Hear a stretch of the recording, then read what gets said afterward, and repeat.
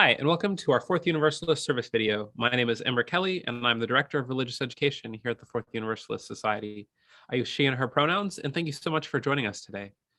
What follows are selections from our service on March 27th, 2022. In this video, you'll hear the reading and reflection.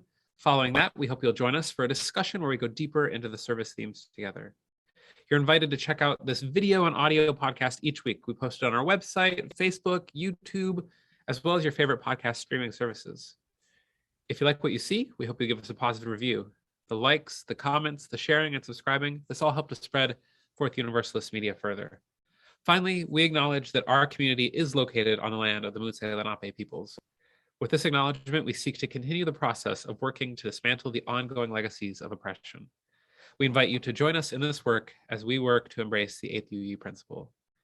Thank you again for watching. We begin with our reading.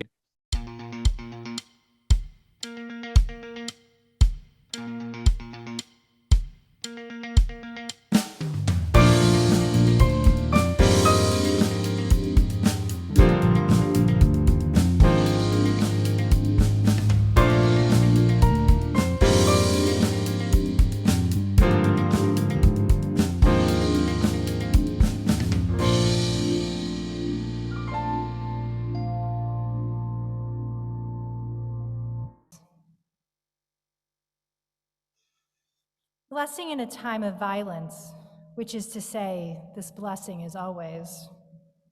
Which is to say, there is no place this blessing does not long to cry out in lament, to weep its words in sorrow, to scream its lines in sacred rage. Which is to say, there is no day this blessing ceases to whisper into the ear of the dying, the despairing, the terrified. Which is to say, there is no moment this blessing refuses to sing itself into the heart of the hated and the hateful, the victim and the victimizer, with every last ounce of hope it has. Which is to say, there is none that can stop it, none that can halt its course, none that will cease its cadence, none that will delay its rising, none that can keep it from springing forth from the mouths of us who hope, from the hands of us who act, from the hearts of us who love, from the feet of us who will not cease our stubborn, aching, marching, until this blessing has spoken its final word, until this blessing has breathed its benediction in every place, in every tongue. Peace, peace, peace.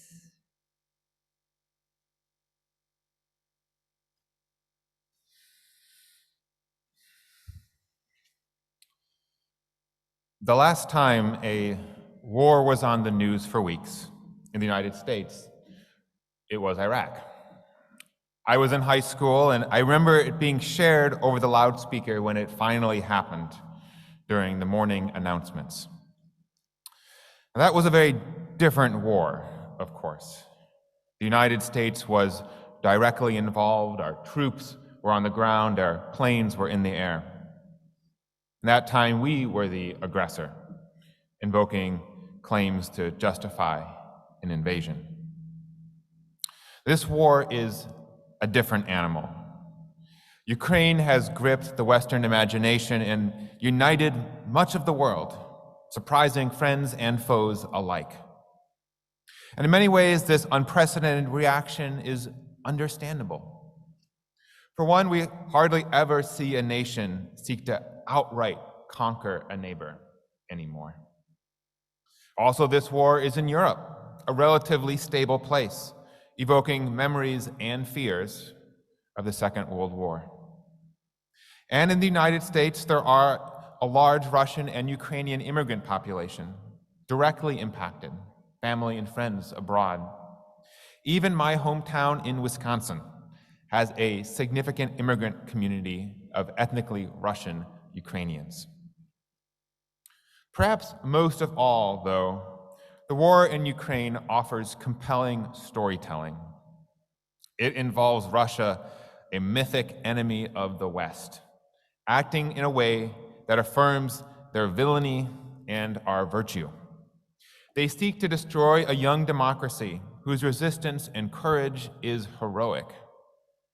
Throw in the contrast between Putin, the tyrannical despot with nuclear weapons, and Zelensky, the charismatic man of the people, and the stories write themselves. The war in Ukraine no doubt deserves our attention. There is no moral way to justify the invasion of Ukraine, no way to defend Putin's actions, no way to ignore the vast and unconscionable violence and suffering that this invasion has caused. We all should be rooting for the Ukrainian people because an unprovoked war is a horrible thing. Thousands of people have died, including children and babies. Millions have been uprooted from their homes and their lives.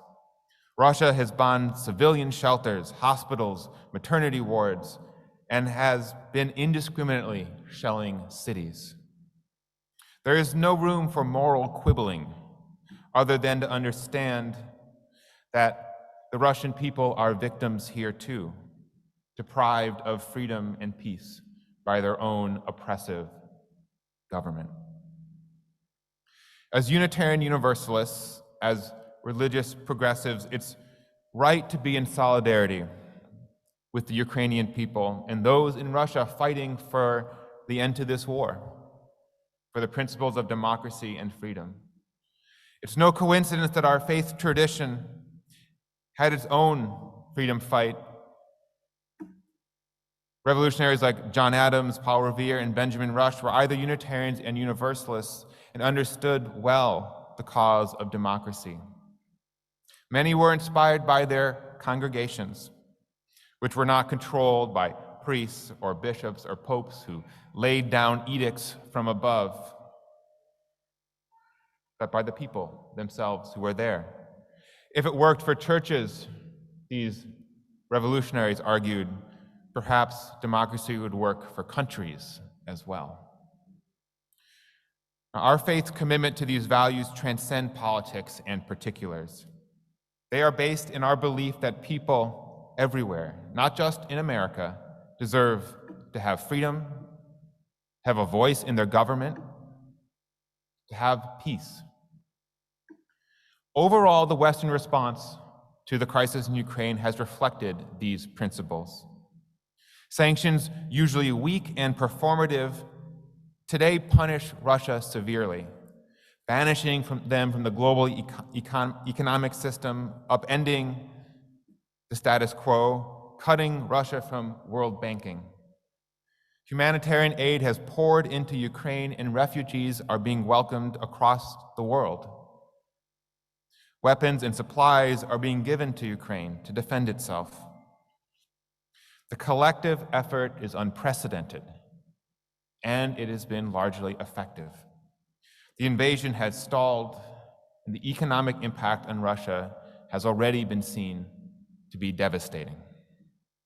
It is a profound warning to all those who threaten global peace and stability.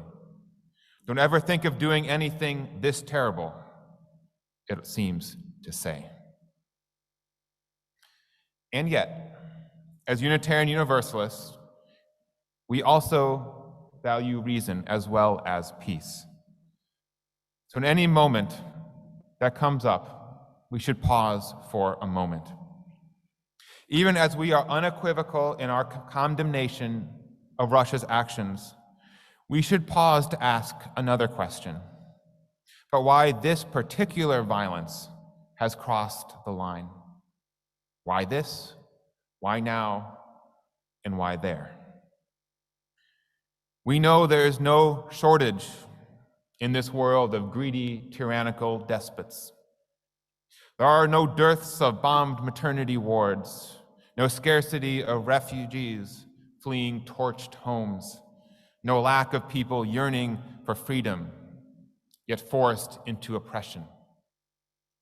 We should weep and rage for Ukraine. But why are they more deserving of justice than anyone else in this world? Are they more deserving of our lamentation than those in Yemen, killed by bombs dropped by Saudi planes, serviced and repaired by the US military? Are they more deserving than the Uyghur Muslims in China rounded up and detained in concentration camps, all by a country that we happily trade with, whose made in China materials are in everything we buy? We celebrate the Olympics, talking about global unity. Are China's concentration camps less deserving of punishment and international ostracization? These kind of examples are endless. Wars in Africa, Cameroon, and Ethiopia specifically have killed thousands and made refugees of millions. Syria and Afghanistan remain disasters. And in Myanmar, literally this week, a genocide was formally declared and barely made the headlines. I wouldn't have known if I hadn't been researching this sermon. I bet that's true for a good deal of us here too. I understand there are reasons why the West cares so much about Ukraine. But even though that may be just outrage, it is also selective outrage. Our society picks and chooses who we care about. Journalists themselves have been unable to hide their biases. Speaking about the shock of this war, one spoke of, quote, "This wasn't like Afghanistan or Iraq. This is a relatively civilized country." Another spoke of how Ukrainians looked like us, with blue eyes and blonde hair, and were well-dressed people. Another commented on how they too watch Netflix and have Instagram. The racism and ethnocentrism and white supremacy is impossible to ignore. Many in the West, especially those with power over our institutions, see themselves in the people of Ukraine. It is equally clear by the fact that we don't hear about it, that they do not see themselves in the people of Yemen or Cameroon. Yet, are not all lives equal? Is a Syrian killed by a Russian bomb any less an atrocity? Is a Guatemalan refugee terrorized by cartels not equally displaced? Do they not demand an equally just life, an equally just response? Even beyond the global stage, we see hypocrisy and who matters. In Ukraine a few weeks ago, we were appalled to learn that a maternity ward was bombed with children inside. And yet within our own country, because of poor health care and for-profit insurance, thousands of children die each year. These are preventable deaths that don't need to happen, like those babies in Ukraine. And they're far, far higher, of course, for Black and brown children than white children, 2.7 times higher. Doesn't need to happen. But these children in this country die without the vivid imagery and the heroic storytelling offered by war, without the villain of Putin and Russia and their nuclear weapons. And so they're not worth changing the world for. We will radically restructure the global economy for war, but not the national economy to save babies of color. So let Ukraine be a moment of reflection. Let us ask ourselves, where do we draw the line of what is unacceptable? What counts as an atrocity? Whose lives matter enough to inspire radical societal change, economic change, whose lives demand and inspire sacrifice for the greater good? And how does power and identity and relatability determine that? Determine the focus of our media, our politicians, and our national attention? We have to remember, as Unitarian Universalists, but also just as people who care, which we do, we have to remember the pernicious human tendency to believe, to paraphrase George Orwell, that we are all equal, but some of us are more equal than others. We must remember instead the words of Jesus, who once implored his followers to care for the least of these. Those who, of course, are not least in God's eyes or in the eyes of any thinking, rational, kind person, and yet are treated as if they are.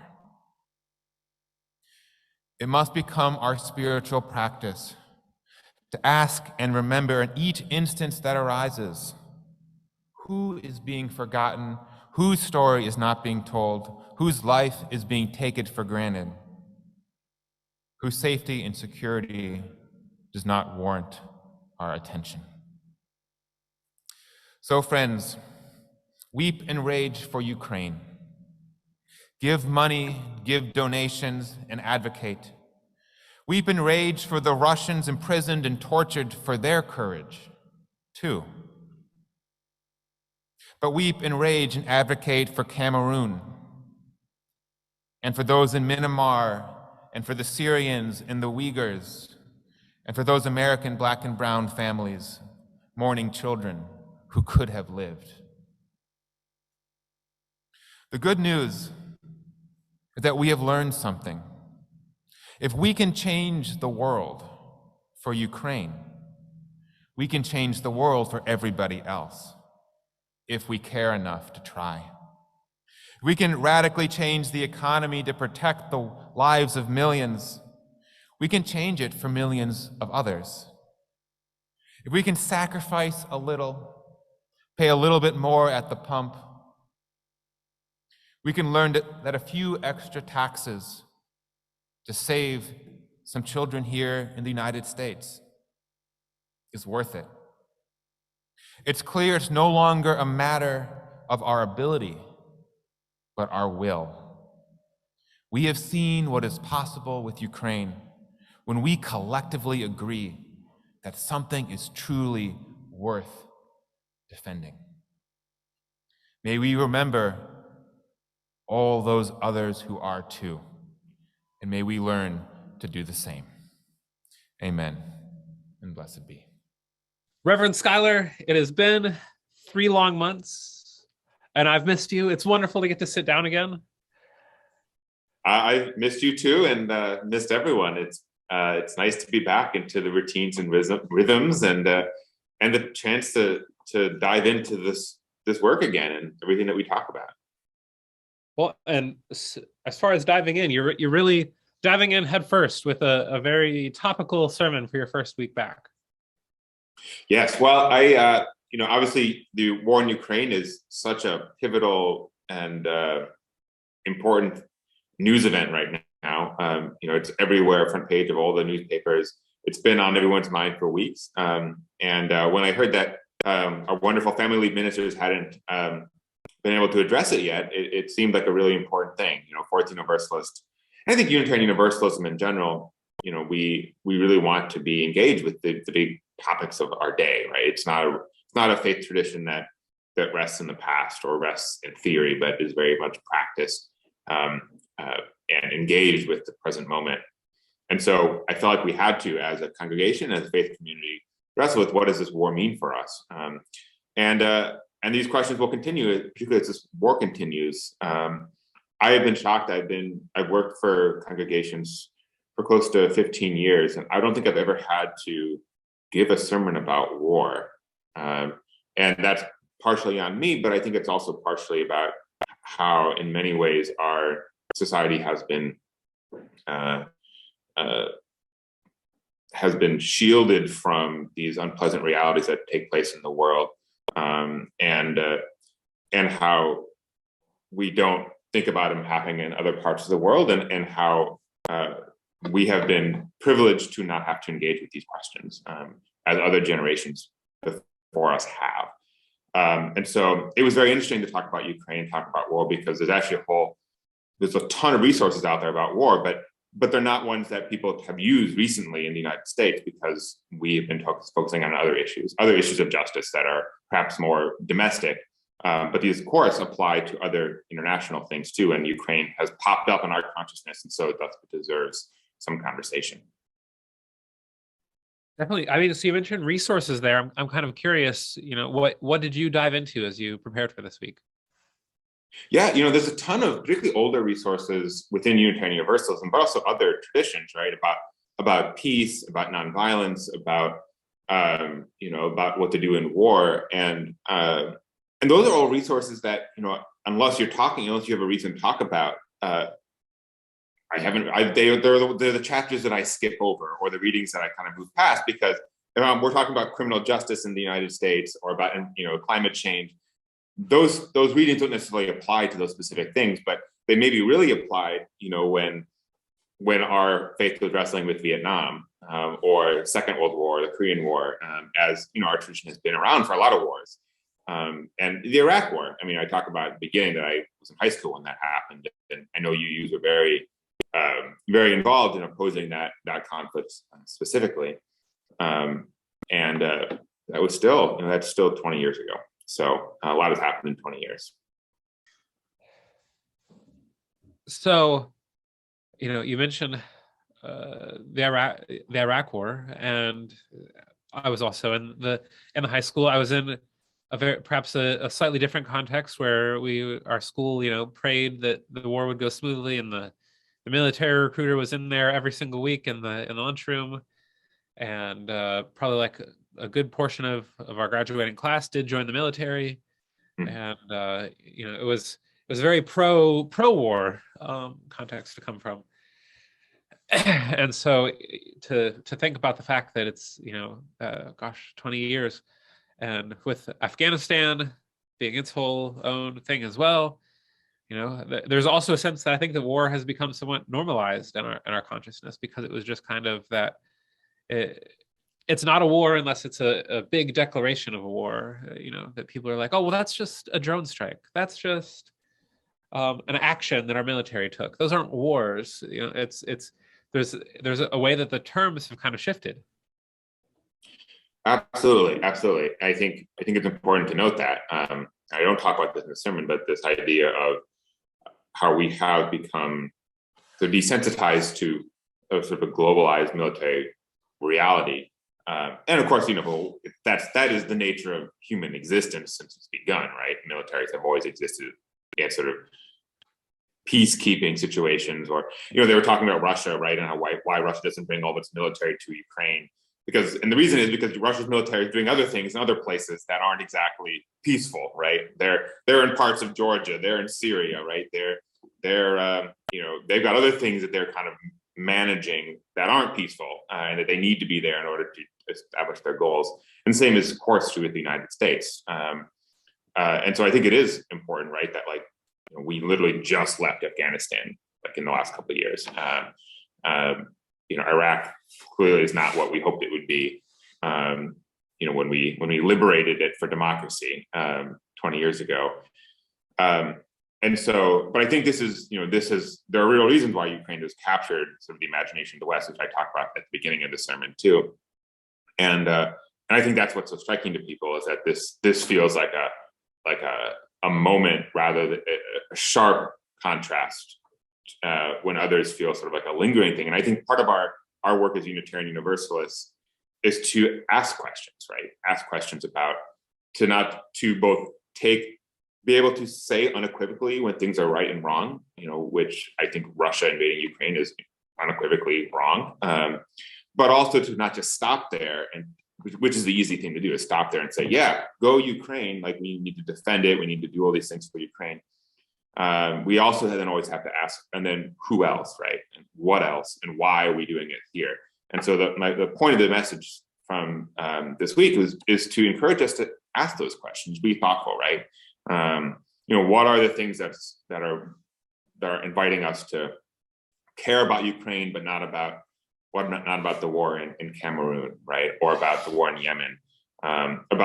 Care so much about the refugees in Ukraine, but we have thousands of refugees at the southern border from Central America, right? That we're not particularly worrying about as a society. And it's not to say that should diminish the crisis in Ukraine, which is truly terrible, but that if we are going to have a globalized context, right, and a globalized sympathy, we need to be inclusive, right, and make sure that the reason we care for people is not just because there's a great story, right, the big bad Russians, who are mythic in the American and Western imagination, right.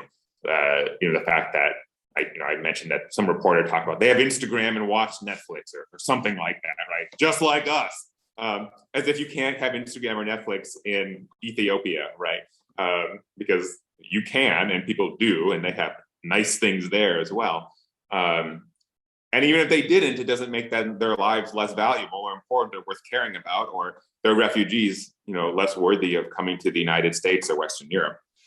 So these are all things that I think you use at our best are people who are moral voices for the world, but they're also complicating voices because they recognize that often the moral stories that we tell and are told are stories that inevitably are tainted by power and privilege, by things like racism and ethnocentrism, right? And so we have to find this balance between talking about what is morally true and then also saying we can do that while also saying, and yet we can do these other things too. And we can say we should care deeply about Ukraine and also Yemen and Ethiopia and Guatemala and Myanmar, which had a genocide declared this week.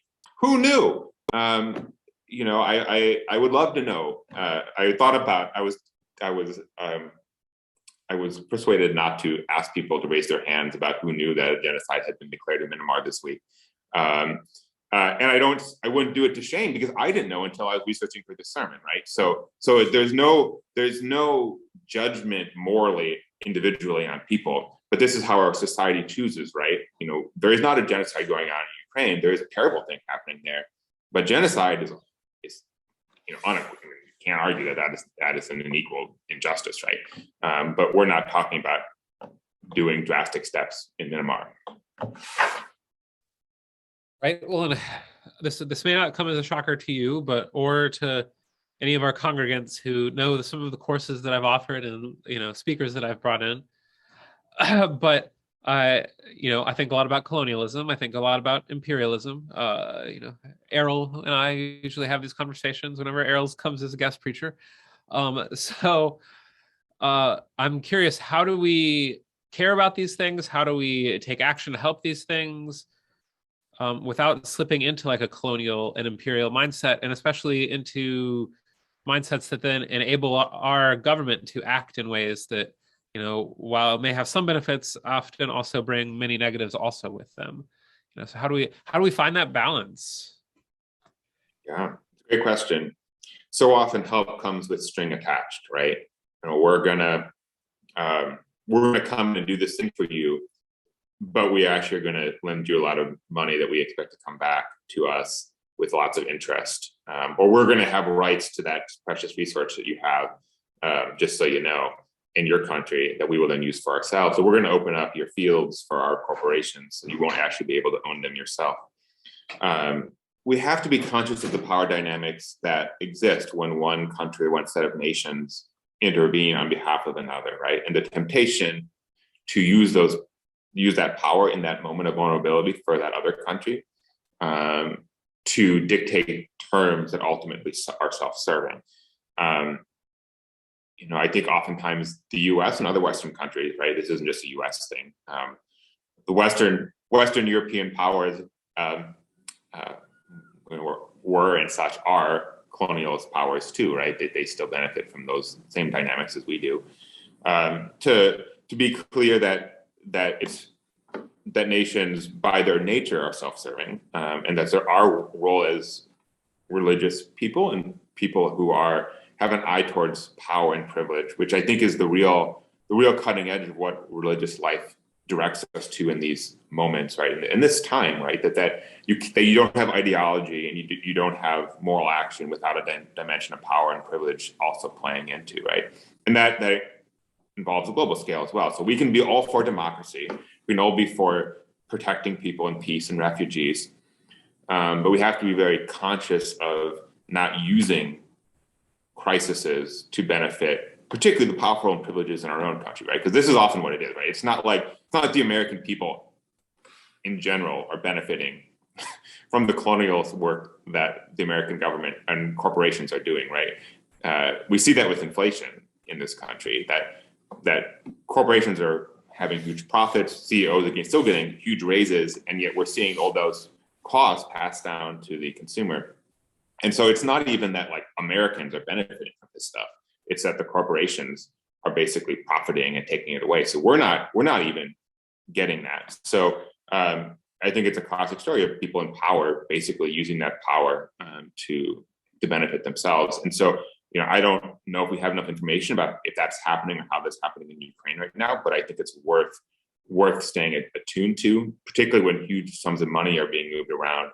And also, frankly, the weapons complex is a huge money-making industry, right? And so, how is that playing into it? We know historically the use of weapons and military gear and other things have become a powerful political tool. And so, how do we ensure that doesn't become a self-perpetuating industry, right? That profits off of war and civil unrest. My follow-up is perhaps a little bit less daunting of a question, but how do we what are some tips, some maybe starter steps for switching to this more global view? Well, I think that there are ways of simply reading the news that doesn't focus on ourselves as much.